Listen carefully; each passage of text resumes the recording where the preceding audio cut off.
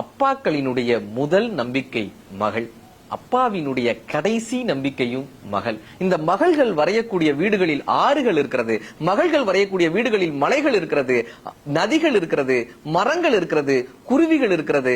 ஆனால் இந்த மகள்கள் வரையக்கூடிய வீடுகளில் தாழ்பால் மட்டும் இருப்பதே இல்லை. சுயநலம் என்றால் என்னவென்றே தெரியாத குழந்தைகள் இந்த பெண் குழந்தைகள். ஜெர்சிக்கு ஒரு ஆப்பிள் துண்டு கொடுக்கப்பட்டது. ஜெர்சி அந்த ஆப்பிள் துண்டை தனது தோழியான விசாலாட்சிக்கு கொடுத்தால், தன் தோழியான பாத்திமாவிற்கு கொடுத்தால், தன் தோழியான லட்சுமிக்கு கொடுத்தால் அங்கு ஒரு ஆப்பிள் தோட்டமே உருவானது. இந்த உலகத்தை பெண் குழந்தைகளை நம்பி ஒப்படைக்கலாம், ஆனால் பெண் குழந்தைகளைத்தான் இந்த உலகத்தை நம்பி ஒப்படைக்க முடியவே இல்லை. ஒரு மகள் பிறந்தால் பாட்டி சொன்னால் அந்த குழந்தை என் சாயலில் இருக்கிறது என்று, அம்மா சொன்னால் அவள் என் சாயலில் இருக்கிறாள் என்று, அத்தை சொன்னால் அவள் என் சாயலில் இருக்கிறாள் என்று, அந்த பெண் குழந்தை மகள் சிரித்தால் அவள் கடவுளின் சாயத்தில் இருந்தாள். சோகத்தை